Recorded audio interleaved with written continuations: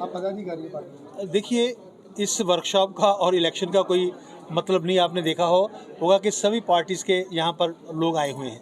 दूसरी बात, ticket announcement का एक अपना प्रोसीजर है। यहाँ पर प्रदेश की चुनाव समिति कुछ नाम रिकमेंड करती है, केंद्रीय चुनाव समिति जो है वो उस नाम के ऊपर चर्चा करके जिसको टिकट देना है उसकी मुहर लगाती है। आपने देखा होगा कि सबसे पहला भारतीय जनता पार्टी ने 195 सीटों के ऊपर घोषणा की टिकटों की। अभी कल भी काफ़ी राज्यों की टिकटों की घोषणा हो गई है। ये एक लंबा चौड़ा प्रोसेस होता है, तो उस प्रोसेस को पूरा करके ही टिकट की अनाउंसमेंट होती है। और मेन जो कंसिडरेशन होता है वो विनेबिलिटी होता है कि कौन कैंडिडेट जीत सकता है, उसकी संभावनाएं क्या है, सब की रिपोर्टिंग के ऊपर फिर ये निर्णय किया जाता है। देखिए, उनमें हौसला है क्या? जो जे आज आंधी चली हुई है भारतीय जनता पार्टी की, 400 प्लस का नारा जो दिया है वो सोच समझ के दिया है, इसलिए जो लोग भाग रहे हैं। अगर हिम्मत होती खड़े होते।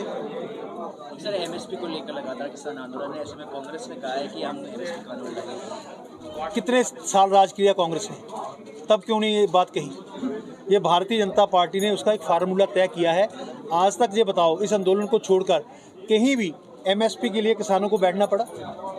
हमने फार्मूला तय कर दिया, उस फार्मूले के तहत से लोगों को भाव मिल रहा है। वन नेशन वन इलेक्शन को लेकर कमेटी में रिपोर्ट सौंपी है, किस तरह देखते हैं, उसके लागू होना चाहिए?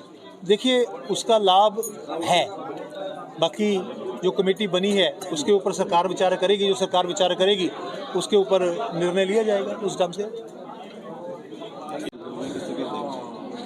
देखो, पहले असम की बात करूंगा कि वहाँ के मुख्यमंत्री जिस ढंग से लॉ एंड ऑर्डर को कंट्रोल कर रहे हैं, मेरा ख्याल एक अच्छा उदाहरण उन्होंने पेश किया है। वेस्ट बंगाल की बात आप समझते हैं कि अभी संदेशखाली में जो हुआ वो किस तरह की घटना थी। तो वहाँ का जो लीडरशिप है उसके ऊपर भी डिपेंड करता है कि हमने लोगों को किस ढंग से सुरक्षा देनी है। ये राज्य सरकार की जो है ड्यूटी है, प्रायोरिटी है कि वो लोगों को सुरक्षा दे। वो कहीं की भी सुरक्षा हो, वो उनकी जिम्मेवारी रहती है कि वो सुरक्षा दे। कई सारे देखिए सर इनोवेटिव आइडियाज़ आपने शेयर किए, कोई ऐसा नया इनोवेटिव आइडिया जो ग्राम विकास योजना के लिए लाता है? देखो, सबसे पहले जो एक गांव होता है, जैसे मेरा परिवार मेरा घर है, तो सरपंच का परिवार जो है वो उसका गांव है। जैसे देश के प्रधानमंत्री ने कहा कि मेरा परिवार मेरा देश है, 140 करोड़ लोग मेरे परिवार के सदस्य हैं। तो जब ये भावना सरपंच के मन में आ जाएगी, जो व्यक्ति अपने परिवार के लिए जिस संग से उसके विकास के लिए, उसकी तरक्की के लिए, उसकी खुशहाली के लिए काम करता है, उसी तरह सरपंच जो है वो अपने गांव के लिए काम करता है। सीए को लेकर केरला शुरू करूं? Yes sir. हाँ जी, शुरू करूं? बोलो। आज टोंक में IAPPD द्वारा जो पंचायती राज से जुड़े लोग हैं, जिसको PRA हम बोलते हैं, उनके लिए महिलाओं की एम्पावरमेंट, माल न्यूट्रिशन, इसके ऊपर एक सेमिनार रखा गया था। और उसमें जिला परिषद से लेकर पंचायत स्तर कर और उस पर MP साहब, MLA साहब और जिन लोगों ने चुनाव लड़ा वो भी इस वर्कशॉप में आए हैं। सब ने अपने विचार रखे हैं। मेन बात, हम एक सरपंच और पंच होने के नाते, एक ब्लॉक समिति मेंबर होने के नाते, जिला परिषद मेंबर होने के नाते, हम अपने एरिया के लिए क्या क्या काम कर सकते हैं, हम उस गांव को, उस एरिया को एक मॉडल एरिया कैसे बना सकते हैं, हम इनोवेशन के क्या क्या प्रोग्राम ले सकते हैं। अभी जैसे जिला परिषद हमारे मेंबर ने बताया कि किस ढंग से हमने गाँव को चुनकर वहाँ पर बालिकाओं को, बुज़ुर्गों को और उस गाँव को किस ढंग से हमने उसके लिए काम किया है। इसी तरह हमारे डिस्ट्रिक्ट के जो चीफ हैं हेल्थ के, DHO साहब, उन्होंने भी जो सरकार की योजनाएं हैं हम लोग हेल्थ के लिए करते हैं, उनको उन्होंने यहाँ पर बताया।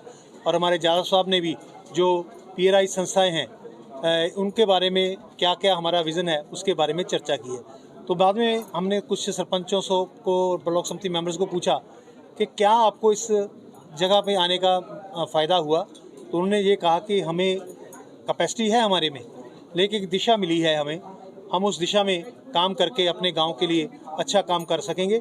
ऐसा एक यहाँ इस वर्कशॉप का जो है अल्टीमेटली लाभ हुआ है।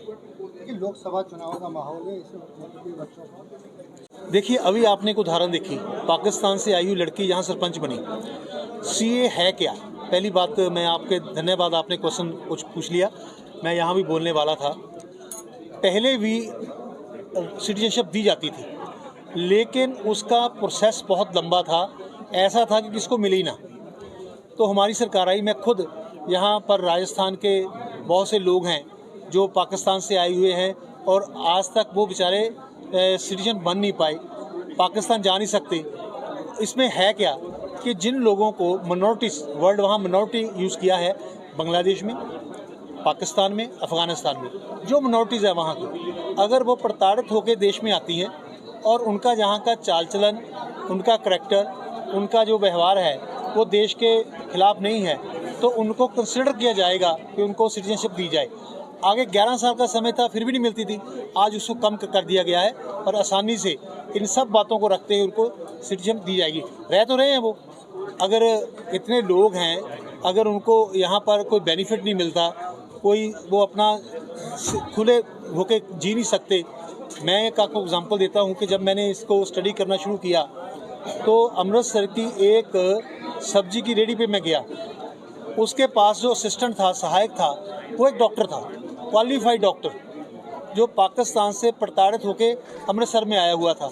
तो उसने कहा, जी मैं डॉक्टर हूँ, लेकिन मैं जहाँ एक रेडी पे 20 रुपये रोज़ पे काम करता हूँ। अब देखिए कितना ह्यूमन राइट वॉल्यूशन उस बंदे का होगा, वो यहाँ प्रैक्टिस नहीं कर सकता, उसकी पढ़ाई सारी बेकार।